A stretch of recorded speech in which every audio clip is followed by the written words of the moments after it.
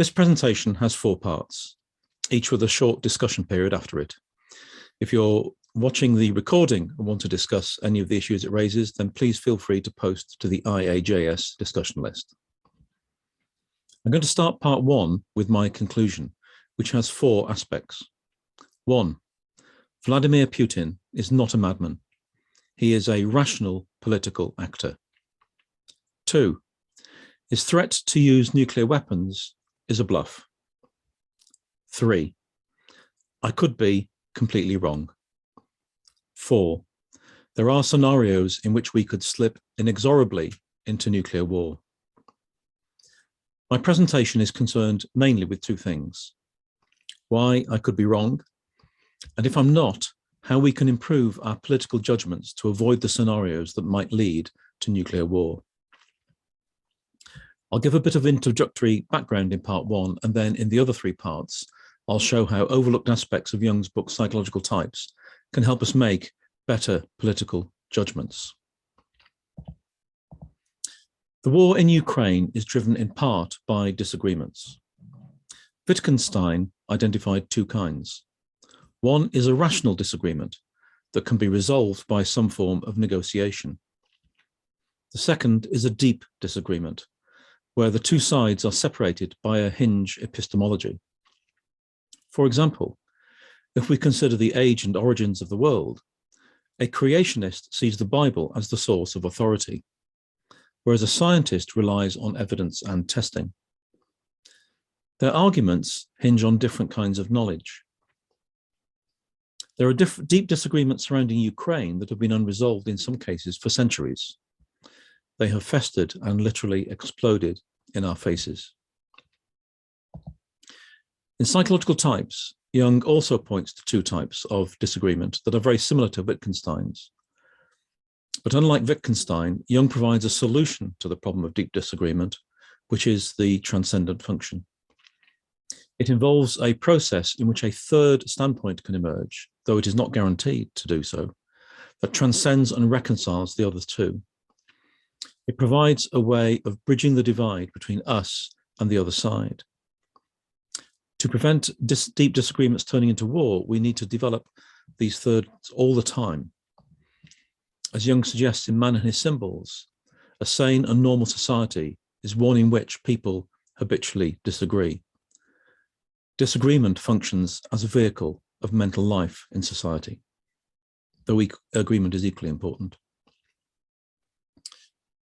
But the Ukraine war is not only driven by disagreement, it is also driven by fear. Fear creates a Hobbesian trap or a Schelling's dilemma. When 2 nations fear each other, one attacks the other preemptively as a defensive maneuver. There are 2 main solutions in modern society.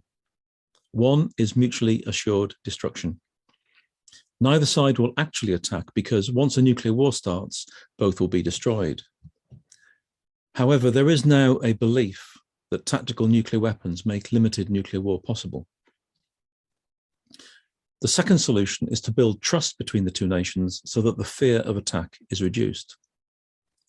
For example, the Anti-Ballistic Missile Treaty, signed in 1972 between the United States and Soviet Union, built trust by limiting the number of nuclear missiles on each side. It's a sort of transcendent function in that it provides some kind of reconciliation and bridges the 2 sides. In 1997, Bill Clinton said Russia were no longer an enemy, but a partner. When Putin came to power in 2000, he struck a bond of friendship with Tony Blair and later with George Bush. After 9/11, when the United States raised its alert level, Russia lowered theirs to demonstrate that they were not a threat. Also, Russia provided support to the Allies when they invaded Afghanistan. And Tony Blair provided support to Putin in the Chechen War because they both saw it as fighting terrorism. And for a brief time, Russia wanted to join NATO and the EU. But things started to change in 2002, when the US withdrew unilaterally from the Anti-Ballistic Missile Treaty against the wishes of Russia. This particular transcendent function was deposed by a one-sided attitude, and it contributed to a deterioration in East-West relations. The US said they had to withdraw because they needed to put a nuclear missile defense system in Poland in anticipation of a potential threat from Iran. On the face of it, this was a Hobbesian trap between the US and Iran. But Russia could see no threat from Iran, who still today don't have nuclear weapons. Even if they did, Turkey is a more obvious choice for US missiles. So Russia interpreted the US initiative as a threatening move, and those two nations got drawn into another Hobbesian trap. Russia threatened to put their nuclear missiles in Kaliningrad, an enclave of Russia that is much closer to the heart of Europe. The US eventually started building their Polish base in 2015. In 2016, Russia put their nuclear missiles in Kaliningrad. The US planned to deploy their new missile defense system in 2018, but it has been delayed twice, and the latest plan was to install it this year, 2022. This is one example of how trust between the East and West has spiraled downwards over the last 20 years. We'll see how Ukraine fits into the picture later. The transcendent function can improve our political judgments by making us more aware of how our decisions affect the other side. It helps us bridge the gap and avoid the Hobbesian trap. I want to finish this part of the presentation with a short video. If you're watching the recording, I've had to remove it for copyright reasons.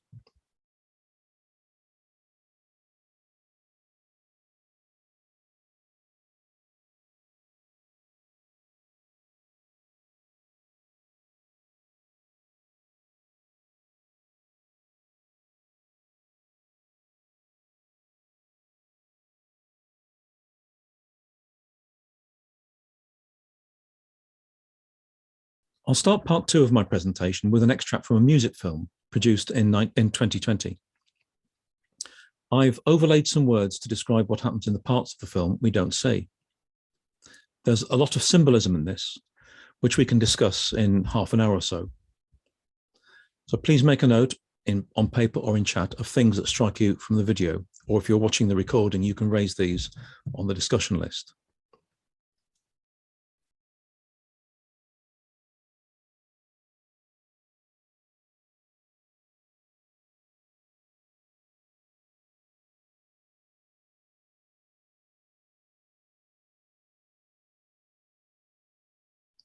In the first foreword to Psychological Types, Jung said the book was aimed at the educated layperson. He wanted it to be a heuristic theory of practical use. In later years, Jung claimed that most readers missed his main point. Readers tended to focus on chapter 10, the type descriptions, which is really a sort of appendix. Another appendix is chapter 11, the definitions, which was probably written by Tony Wolff and contains a complex network of precise definitions. For Jung, the main message of the book was contained in chapters 2 and 5. In chapter 2, he describes the problem that he's trying to resolve, the conflict of opposites, which I'll cover in part 3. In chapter 5, he presents his solution to that problem, which I'll cover in part 4. But I think he should also have stressed the importance of chapter 1, which introduces his philosophy. I'm going to look at his philosophy first, because it has been interpreted in many different ways and criticized for lots of different reasons. However, it is an important but unacknowledged foundation to Jung's heuristic theory that he draws on repeatedly throughout the book and in other writings. In 1921, he called his philosophy esse in anima, but in later years he called it psychic reality or psychological relativity. Although he extended the philosophy through his collaboration with Wolfgang Pauli, I'm not going to talk about that because it is a more advanced exploration of the fundamental nature of the world. Nor am I going to talk about Jung's later developments of his theory of opposites, which culminated in Mysterium Conjunctionis. I'm going to focus on the practical heuristic theory he envisaged when writing Psychological Types. Jung said lots of confusing things, and his philosophy is no exception. He denied being a philosopher, saying, "I approach psychological matters from a scientific and not from a philosophical standpoint." And he claimed that science is myth. Psychology, not yet of course recognized as such, constitutes one element of the myth science. But when Jung saw how much confusion his philosophy was causing, he was bemused. He wrote, "My empirical standpoint is so disappointingly simple that it needs only an average intelligence and a bit of common sense to understand it. But it needs an uncommon amount of prejudice or even ill will to misunderstand it, as it seems to me." I think all this confusion can be resolved if we view Jung's writings through the lens of Karl Popper's philosophy of science, and also look at the influence William James had on Jung. Popper's PhD was in psychology, and he examined two ways of thinking. In philosophical thinking, we start with premises, then use logical argument to show that a conclusion follows from those premises. Scientific thinking starts with a myth and the problems that the myth raises. Then we use our imagination to mythologize about solutions to those problems, and we test that new mythology, for example, through falsification. As a result, we end up with a better myth that has a new set of problems. This myth-based method was used by Einstein, and when Jung wrote Psychological Types, he emulated Einstein's approach. Jung started with the problem of opposites and mythologized about his solution, though he really didn't do much testing. So, although esse in anima appears to be a philosophy, from this perspective, it is actually a myth, a philosophical myth, that was produced using a scientific approach. Jung describes esse in anima by saying living reality is a product neither of the actual objective behavior of things nor of the formulated idea exclusively, but rather the combination of both. Jung is trying to solve the problem of whether reality is in the mind or in the world. His solution is that reality is both. It is produced through the interaction of mind and world. This idea came originally from William James, and from James's late developed philosophy of radical empiricism. According to Stephen Herman, Jung learned about radical empiricism from Theodore Flournoy, who was James's friend and Jung's mentor. But James's ideas were also picked up by the philosophers John Dewey and W.V.O. Quine, who expressed them using simple analogies. Understanding their analogies can help us begin to understand the simplicity that Jung claimed for esse in anima. So I'll quickly review the James, Dewey, Quine analogies, then I'll look at an analogy that Jung used and extend it a bit. Finally, I'll describe a couple of analogies of my own. Hopefully they will explain why Jung thought his philosophical standpoint was straightforward. James summarized the problem and his solution by saying, the whole philosophy of perception from Democritus's time downwards has just been one long wrangle over the paradox that what is evidently one reality should be in two places at once, both in outer space and in a person's mind. It can, if it be situated at their intersection. Percept and thing, as indistinguishably one, are really experienced there outside. For James, reality is produced through the interaction or relation between mind and world. He illustrates it with the idea of intersecting lines. John Dewey drew out an important implication of James's view by saying there is not a reality, there is not one reality of which we have different experiences, but we have different reals of experience. Dewey illustrated this with the example of a horse. For a family man, it is an animal with a good temperament that keeps his family safe. For a horse trader, it is a financial asset. For a paleontologist, it is the product of millions of years of evolution. Dewey is trying to distinguish between subjectivity on the one hand and multiple realities on the other. But I'm not sure this analogy really makes that distinction clear, so I'll come back to this in my own analogies. Quine was primarily a linguist, but he also applied his linguistic principles to the nature of reality itself. His analogy was that of trying to translate an unknown language where someone points to a rabbit and says gavagai. What you don't know is whether gavagai refers to a live rabbit or to an arbitrary collection of rabbit parts, a leg and a paw perhaps, or to an abstract quality of rabbitness, such as its smallness. Quine said the meaning of the word gavagai is indeterminate. There is no fact of the matter. We can only translate the word gavagai in a way that makes sense to us. Quine then applied that principle to reality itself. He said that ontology can be multiply relative, and he called his philosophy ontological relativity. In other words, reality is different but related for each of us. Esse in anima is in effect the same as radical empiricism or ontological relativity. Young illustrates it with the analogy of the color green, which does not have an independent existence but is produced through the interaction of an external wavelength and the perceiving mind. We never see a wavelength as such. We can only see a color or a diagram that contains a representation of wavelength. The color green is real, but we know from color blindness that some people may not see it or they see it differently. In James's terminology, the color green is constructed through the relation between mind and world. But there was something else that James said that I didn't mention earlier. He suggested that not only does the relation between mind and world produce reality, but that relations between relations also produce reality. We can see this by extending Young's analogy to the flag of Wales. Within the flag, there are different colors, which are produced through the relations between mind and world. The flag itself is produced by the relations between the colors and their spatial positioning. The Welsh flag is produced by relations between relations.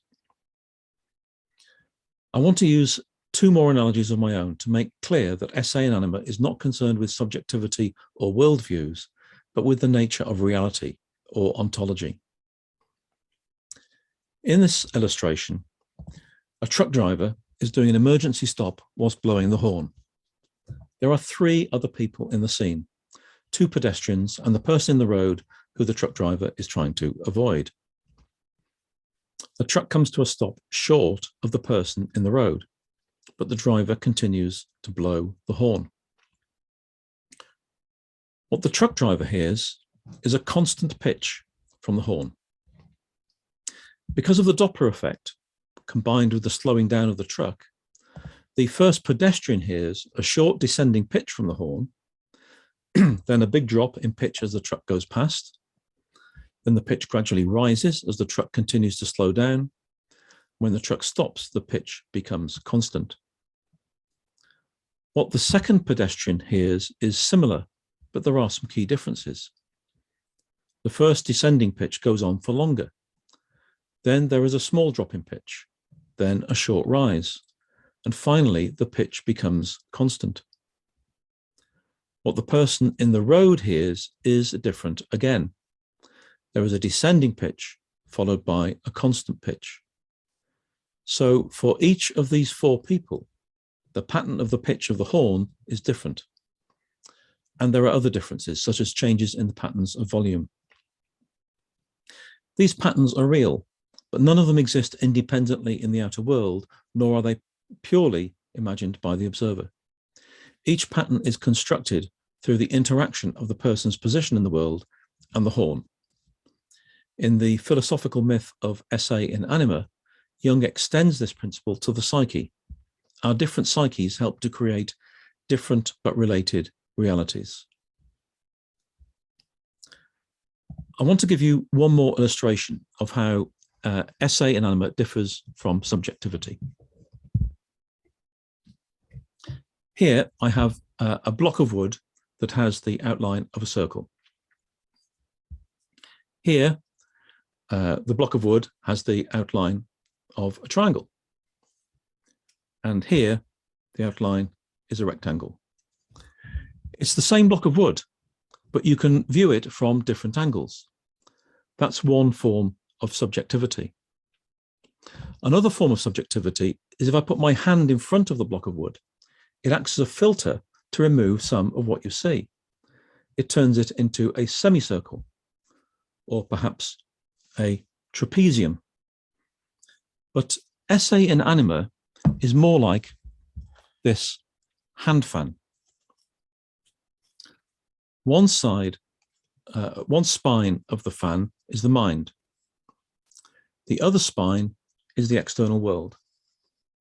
These leaves are the reality created by the relation between the mind and world, and by relations between relations.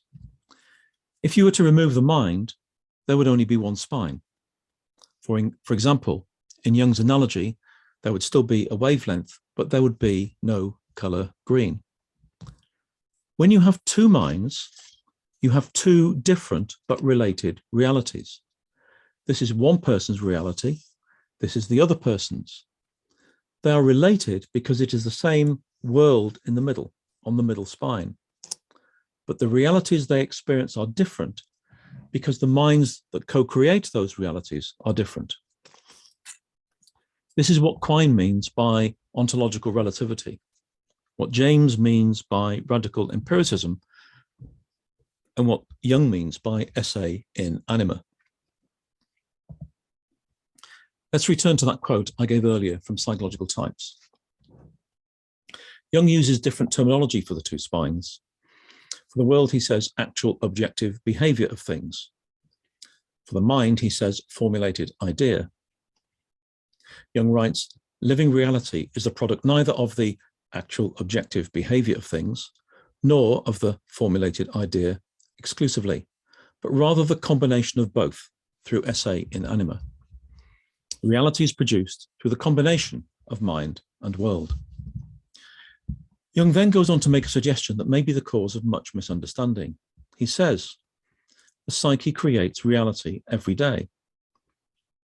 It might seem from this statement that Jung is suggesting reality is all in the mind, but he isn't. In terms of the hand fan analogy, Jung is asking where the leaves between the spines come from, what forms the bridge between inner and outer. Jung is suggesting that the psyche furnishes that material. He goes on to say that the psyche fashions the bridge between subject and object. The material that forms the leaves originates in the psyche. However, he ignores the question of the nature of the bridge once it is formed. In later years, this question leads Jung towards the dual aspect monism that he developed in collaboration with Pauli. But in 1921, it is meant to be a practical heuristic that helps us recognize that our different realities are a major source of conflict. To explore how this is relevant to politics, I'm going to show you a sequence of video clips from a 2-week period in March 2020, at the start of the pandemic, before we had the possibility of a vaccine. You're going to see statements and claims made by various politicians and scientists in the UK. These statements show they had different but related realities, and that for some of them, their realities changed over the course of the 2 weeks. Please don't discount what the politicians say simply because they're politicians. Their statements are all based on scientific advice. As you watch the clips, it may be helpful to think about these following questions. What are the different realities of the pandemic for the people in these clips? How does the reality change during the course of the 2 weeks for the politicians? And what connections are there with the Muse video we saw earlier? When the clips are finished, we'll have about 10 minutes or so for discussion.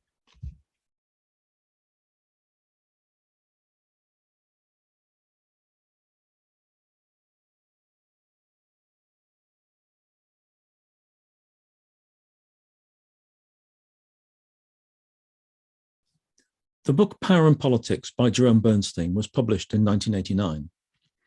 He predicted, based on various structures in the psyche, that the demise of the Soviet Union would lead to the rise of terrorism from the Middle East. That turned out to be a remarkably accurate prediction. In this part of the presentation, I'm going to focus on the structure of the psyche that Jung describes in Chapter 2 of Psychological Types. Although Jung describes one theory, I'm going to draw a distinction between how it applies to typology and how it applies to other subjects, such as politics, religion, and culture. To do that, I'm going to use 2 labels. When Jung applies his theory to typology, I'm going to call that Jung's special theory of opposites. In that theory, we develop various attitudes based on the typological functions, and we develop a superior function in consciousness, which has an opposite inferior function in the unconscious. Those functions filter out information to produce different worldviews.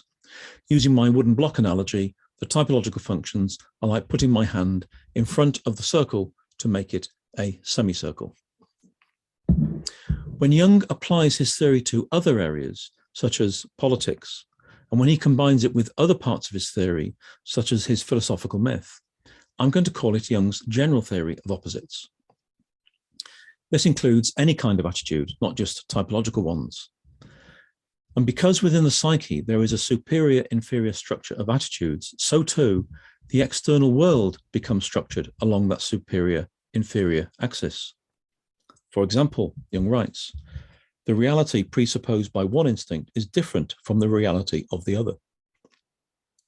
These are not different theories, they are different applications of the same theory of opposites. An overlooked aspect of psychological types is that there are two kinds of differentiation. The first is the differentiation of a one-sided attitude, which increases the divide with the unconscious and exacerbates conflict with people who hold the opposing attitude. The second is the differentiation of the individual through the ongoing emergence of the transcendent function. This develops an attitude that is able to reconcile the opposites and reconcile consciousness with the unconscious. Attitude is itself a concept that is often overlooked. Its significance is hidden within Toni Wolff's intricate cross-references in chapter 11. For example, she writes, a type is defined as a characteristic specimen of a general attitude. If we follow the cross-reference to attitude, we find various examples that include, but are not limited to, typological functions. There is an attitude that expects oppression, or a power attitude, or a thinking attitude, or a sensation attitude. And in an earlier chapter, Jung refers to the Enlightenment and religion as both being attitudes. Jung talks a lot about the special case of typology because it is an important and frequently occurring example of opposing attitudes. But his general theory applies to any kind of attitude and to the antagonistic realities that they can create. In chapter 2, Jung describes how we develop a one-sided superior-inferior structure within the psyche. The superior attitude develops superior qualities. It becomes sophisticated, nuanced, more moral, a better quality, more abstract, creative, active, and consciously directed. The opposite attitude is repressed in the unconscious. This unconscious attitude retains or acquires inferior qualities. It is primitive, simplistic, evil, poorly thought through, passive, and all concreted together or conflated with other parts of the unconscious through various complexes. This structure is embedded within the psyche, so it is a part of the mind that helps to create reality. The philosophical myth of esse in anima suggests that the reality of the world is constructed by the interaction of mind and world. Therefore, the reality we experience not only reflects the world, but it also reflects the structure within our own psyche. And that psyche contains a superior-inferior structure. Therefore, reality is also split along a superior-inferior axis. Jung gives a convoluted example of how this works in his analysis of Nietzsche, which is in chapter 3 of Psychological Types. Nietzsche looks at Greek tragedies and discovers they contain a fusion of Apollonian and Dionysian impulses. Apollo has all sorts of superior qualities and the characteristics of intuition. Dionysus has lots of inferior qualities and the characteristics of sensation. From this external superior-inferior structure, Jung infers backwards, inwards, that Nietzsche has an interior structure with superior intuition and inferior sensation. Nietzsche's internal attitudes and the external Greek tragedies are both based on the same superior-inferior axis. When we apply this theory to politics, it suggests that opposing parties live in different but related realities that are antagonistic to each other. A political party that aligns with our own attitude becomes more superior, and the opposing political party becomes more inferior. But for people on the other side of the political spectrum, in their relative ontology, this dynamic is reversed. And because this is a difference in reality, the more one side puts it to the test, the more it discovers that the other side really is inferior. This can create and reinforce a damaging partisanship and entrench political polarization. Although Young didn't put his myth to the test, I have done some testing in my recent IJJS paper. The first test was concerned solely with the UK. In 2016, we had a referendum on whether to remain in the EU or to leave it. I compared internal personal attitudes with external ontological properties of the two campaign organisations. The result was, for people who wanted to remain in the European Union, in the left-hand column on this picture, the organisation that ran the Remain campaign was honest and used fair campaign tactics, but the organisation that ran the Leave campaign was dishonest and used scaremongering tactics. However, for people who wanted to leave the European Union, the realities of the two campaigns were reversed, which you can see in the right-hand column. The Leave campaign was honest and fair, but the Remain campaign was dishonest and used scaremongering. Another test was to compare people's internal political attitudes with how much extremism there is in external political parties. In the US, I compared Democrat and Republican, and in the UK, I compared Labour and Conservative. The results were very similar in both countries, so I've combined them into one graph. The vertical axis shows the external differences in extremism. At the top, the Republican and Conservative parties are more extreme. At the bottom, the Democrat and Labour parties are more extreme.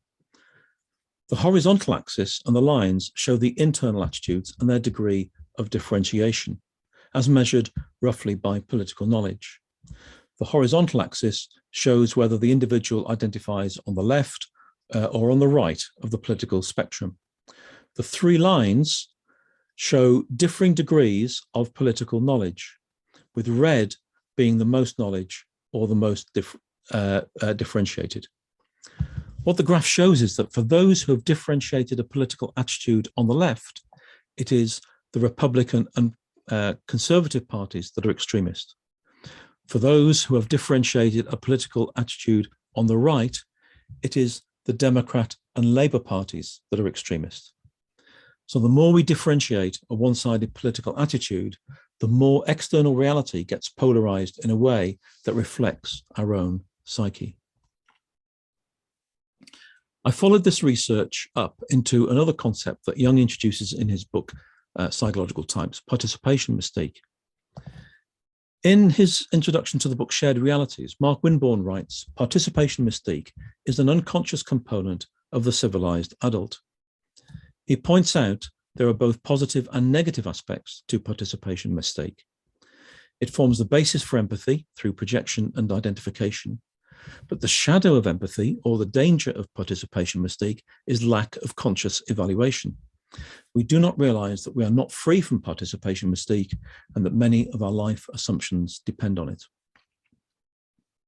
My reading of participation mystique is that as we differentiate a political attitude, our realities become more aligned or more shared with other people who have the same political orientation.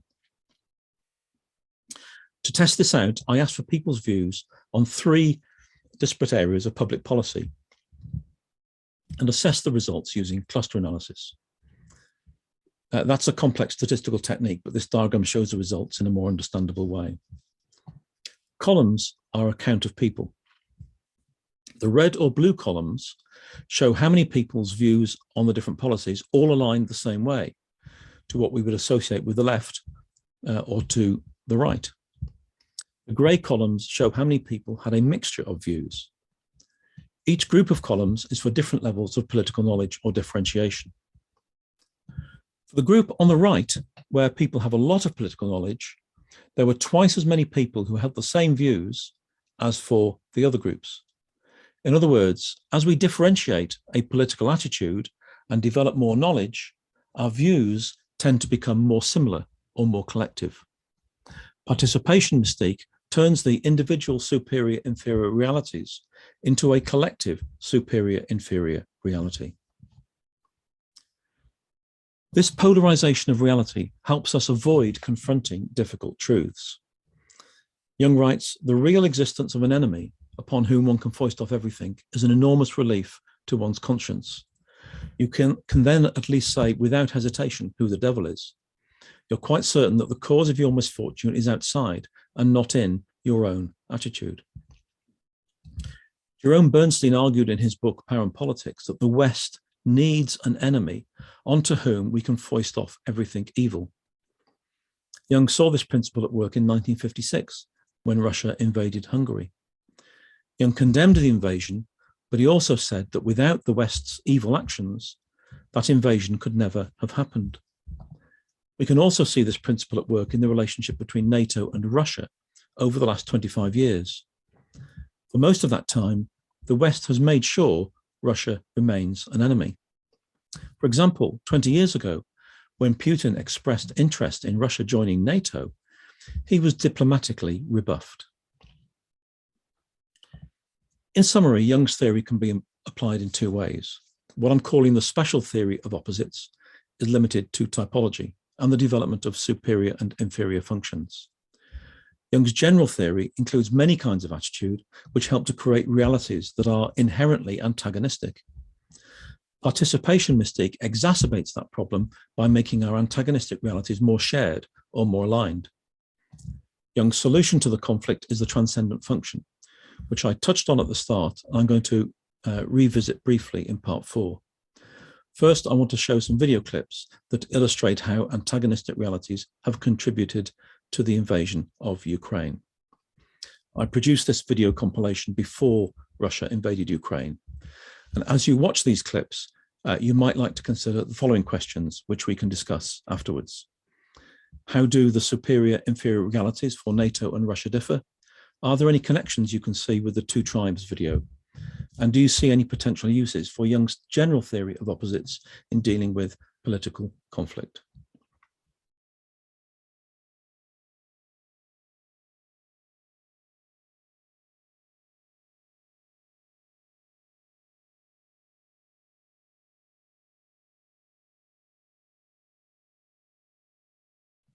In the final part of this presentation, I want to look briefly at how the transcendent function can help us get out of the Hobbesian trap.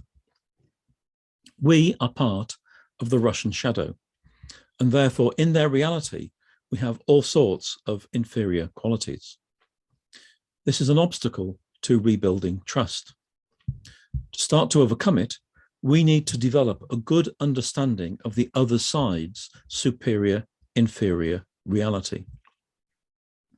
As Young points out in Psychological Types, that broader awareness will help us make better judgments. However, in Young's philosophical myth of esse in anima, there are a couple of obstacles in the way. The first is that the external world is a barrier between us. Going back to Young's analogy, he says that wavelength interacts with the mind to create color. This is slightly misleading, because a wavelength isn't entirely in the external world. As soon as we try to understand it, as soon as we try to grasp any form of reality, the psyche has already become involved, and we can only see our relative ontology. In the handfan analogy, when we talk about wavelength, we've moved off the black spine of the world and onto the grey leaves of the handfan. However, although we can't experience the other's reality, we can envisage it through an act of imagination. That envisagement then becomes a part of our reality. The problem is our imagination and our reality are structured along the superior-inferior axis that is an integral part of our own one-sided psyche. So it is normal to see the other side as having inferior properties. What the transcendent function does is transform that superior-inferior axis to allow a different kind of imagination to emerge, a deeper kind of imagination to emerge. Through a reconciling symbol and then a new function and attitude, our perspective is widened to provide access to a broader range of attitudes and perspectives. It transforms our biases and integrates the other side's superior-inferior structure into our own. Now, this isn't actually the other side's reality we are integrating, because, as I've said, we can only experience our own relative ontology. We are integrating what we imagine the other side's reality to be. But the transcendent function brings a more balanced and complete kind of imagination. However, imagination on its own is not enough. Something else is needed, which Jung alluded to, but he didn't emphasize enough, in my view. In esse inanimate, reality is produced through the interaction of mind and world. Therefore, imagination needs to be integrated with empiricism, that is, some form of reality testing. If we neglect empiricism, our imagination can take us off at tangents. Our reality can become detached from the external world. I'm not referring to psychosis, but to a poor understanding or mistaken judgments. I want to demonstrate this in the last set of videos. These videos show some of the events surrounding 2 invasions. The people who made the decisions to invade are not psychotic, but their imaginations have become detached to different degrees from external reality. As you watch, it may be helpful to consider the following questions. For each invasion, what was the reality that motivated it? And to what extent was that reality produced by imagination, empiricism, or a balance between the two?